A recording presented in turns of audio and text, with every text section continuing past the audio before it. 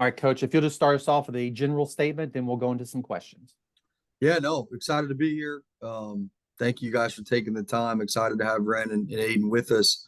Exciting time at Gardner-Webb, state of transition, obviously, taking over a program but we're really optimistic about where things are at.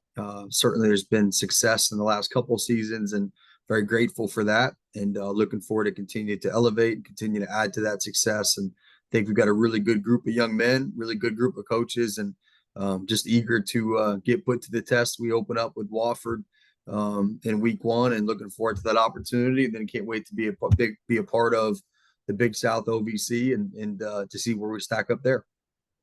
Perfect, Coach. Thank you. We'll go to some questions, and I got some here that Mark and I were going to ask. But the first one up, we got Jason Brown. Jason says he has a question for Coach. So, Jason, go ahead. Unmute yourself and ask away. Thank you, Kyle. Coach Jason Brown, Spectrum News 1 here in Charlotte. Welcome to the South as a fellow Ohioan. I welcome you with open arms. Obviously, look, you're now in charge of a program that is coming off 2 good years of conference success. I know your predecessor really believed in playing D1 FBS programs in non-conference to really prepare them for the conference season. You have one of those in James Madison. Just tell me a little bit about how you're feeling about this roster and this team, and maybe any expectations that you feel. Yeah, so we have James Madison and Charlotte this year as out of conference FBS opponents, and really looking forward to those opportunities. I think they do. I think they harden you. I think you get a chance to go through some shared adversity. I think you get a chance to slug it out against some really good football teams, just like you do in conference. But we certainly relish those opportunities. I think how we feel about overall in terms of our team, I really love our team. I think we've got a really cool togetherness here. I think we've got tremendous unity. Our guys are aligned. There's a unique brotherhood that's been created in a short amount of time. You think about the different set of guys that have come from so many different backgrounds, and we're trying to kind of blend it and make it work in short time. And our guys have really bought into that and done a tremendous job. In terms of goals or mindsets or anything like that, our goal is just to attack everything. I don't know what it'll look like at the end of the season, but I promise you we're going to play to win, and we're going to play with the mindset that we're going to go out there and chase success. And if we're not good enough, we'll figure it out. We'll get better and find a way to overcome those setbacks. But I'm really anxious for the group we have. I think they've worked their tails off all summer to come together, and I'm excited to put it on display. Anybody else? We got more questions. All right, we got Dan here. Dan Verdon, Prairie State Pigskin for Coach Reisert. Go ahead, Dan. Hi, Coach. Just curious as to what was attractive to you about this job and about this conference. Yeah, so for me, there was a couple of different scenarios. I loved where I was. I had a great job. We had built something really cool at Tiffin University, and it wasn't a deal where we were going to leave for anything. I was in North Carolina previously professionally, and my wife and I love the state. I love that it's a faith-based state. I love that it's a state that values relationships, and we really appreciated that. From a Gardner-Webb perspective, I love that it's a faith-based institution that aligns with who I am and aligns with the type of program that we want to run and that we have run. It's also a university that is continuing to find ways to evolve. I personally want to be a part of places that have a growth mindset, and throughout the interview process, throughout just getting to learn about our president, Dr. Downs, about our AD, Dr. Goodrich, they portrayed a picture where we were fervently trying to improve in all ways every single day. And that's been true since I've gotten here. So it was mostly just the alignment piece. I feel like I fit Gardner-Webb, the type of program that I want to run, that's effort-based and relationship-driven with the growth mindset and everything that we do. It aligns very well with the university and with the vision that Dr. Downs and Dr. Goodrich had kind of laid out. Thank you. We'll go to Richard Walker next. Go ahead, Richard. Coach Reisert, obviously you come in and with the transfer portal going great guns. How many new players do you have, and how hard is it to navigate transfer portal going up the ladder the way you've gone? Yeah, so we'll come to camp fully stocked, and we'll be in that 120, 125 range when the first day of school runs around. And so we'll have brought in, about 75 players in our tenure, just kind of a rough estimate. And so that's been been a crazy beast, but it's been awesome. The portal is not going away. I think in a lot of ways it's a really good thing for college football. Other ways, maybe it detracts from some of the things that you do believe in. But for us, we believe that it takes, but also it gives. And so we worked really diligently to build a really unique roster, and to use the portal to offset a lot of the losses that we did endure, prior to me being the head coach at Gardner-Webb. And so it's been one of those things where we've tried strategically to build a team and not acquire talent. There's a difference in that. I think a team is guys that complement each other, whether it's personality wise, whether it's skill set, athletically, they fit our scheme, and they fit our core values or our ethos with who we are. And so we've been diligent trying to do that and not just acquire talent where, hey, he's a good player, get him. He's a good player, get him. I like to think we have a clearly defined role for each guy in the organization, which allows them to come in and have instant success, or at least the opportunity for instant success. And so it's been an adventure, but I'm really thankful for my coaching staff and what they've done to kind of bring everything together. If you have a question for Coach, you can just let us know down in the chat and I will call on you. Jacob Conley, I know you're on the phone. I'm assuming you have a question. Jacob, if you want to go ahead and ask. Coach, you talked a little bit about the turnover, but, how hard is that to build an identity, and how quickly do you want to establish that identity once the season starts? What do you want Gardner-Webb football to be known for when you're on the field?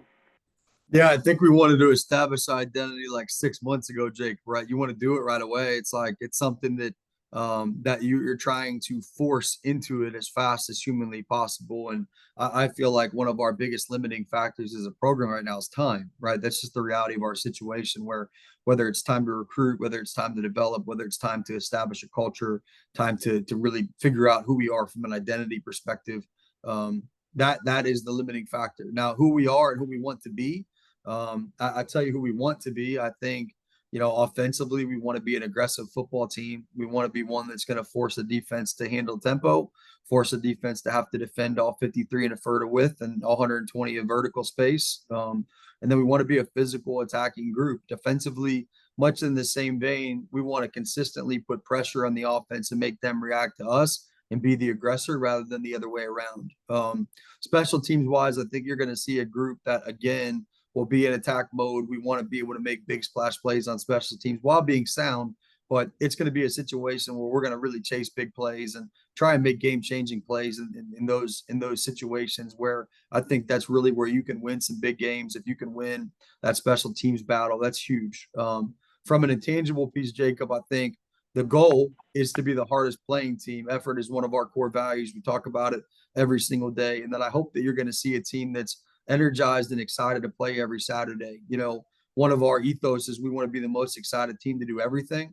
And I hope that shines through on Saturday, that you see a group that's playing to win, not afraid to lose. And hopefully that shines in good results. Remember, if you got questions for Coach, let us know down in the chat. We got about 7 more minutes with him. I believe Mark has a question for him now. Coach, good morning. Mark Simpson with the Big South Conference office. Welcome Come to on. the association. Looking forward to watching the Running Bulldogs this year. Taking over the program that is a 2-time conference champion. Pre-transfer portal, this may have been a different answer, but compared to taking over a 2-time champion rather than coming in to rebuild a program, what is the approach from that angle, since it's a little bit different when you're taking over a new team? Yeah, when I got to Tiffin, whatever that was, 5 years ago, first team meeting, everybody was there, and here's your guys. All right, let's go. You coach them up, you build relationships, you install a culture, and you go. We had success. And it was amazing. First team meeting, Gardner-Webb, a little different, not near as many guys. There wasn't, it was a small group. And so that has been the biggest difference, being able to, one, go out and really recruit a team, because there wasn't one here, and do that while establishing an identity, while recruiting a staff. It was a vastly different situation. And so one that I learned immensely through, and that was really cool. But two, I think it's one of those deals where if I 5 months ago would tell you that I would feel as confident as I do right now, I probably would have told you were crazy, and but I really like this group. I think we've worked tirelessly to recruit some high level guys that are really, really good people and fit who we are as a university and as a program. And it had been an adventure. It certainly was an uphill climb, but I'm just excited to put it all together and see what we look like, August 29th and beyond. Right, thank you. Additional questions. Yeah, we have two student athletes that we're going to talk to shortly, but tell us from your perspective, tell us first about Ren Heffley from the offensive side, and then Aiden Bell. Yeah, one, just high level people, and I think those are great examples of what our program looks and feels like, and the type of quality of men that are in it. Ren, starting with him at quarterback. Ren came in right around the same time I came in with us at the mid-year, transferred in from Middle Tennessee State. Prior to that, was a JUCO All-American in Northwest Mississippi and has a ton of playing experience under his belt. Has played in some FCS football games, a lot of them, and had a lot of success. And so we appreciate that about Ren. The thing I would say about him is, our number one core value is effort, and there's no one that embodies that more than Ren. The ability to be meticulous in his preparation, the ability to consistently find little details to do better than other people, the amount of pride that he takes in doing his best on a daily basis, that rubs off on the rest of our football team. And I'm proud that he's a leader and a guy that we can really look at. Aiden Bell was at Gardner-Webb when I got here, transferred in prior to the 2023 season. He has been an anchor for our defensive line, but also just an anchor for our defense. He's a guy that has tremendous energy as a leader, and he's also someone that's willing to challenge the status quo daily. And you need those types of leaders within your organization. I'm really excited for Aiden.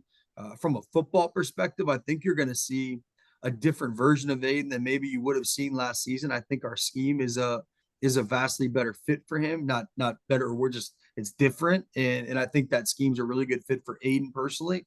And so I'm super excited for him to have a bang up year, but also he has really taken on a leadership role and has done so pretty fluidly. And so that's been cool to see the amount of respect that he carries in our building from our coaches and from our players. And we're going to lean on both these guys pretty heavy into the season as guys that can steady the ship, because it's not all going to be easy. I hope that it is, but I promise you it probably won't be. And so we'll need guys like them to steady the ship.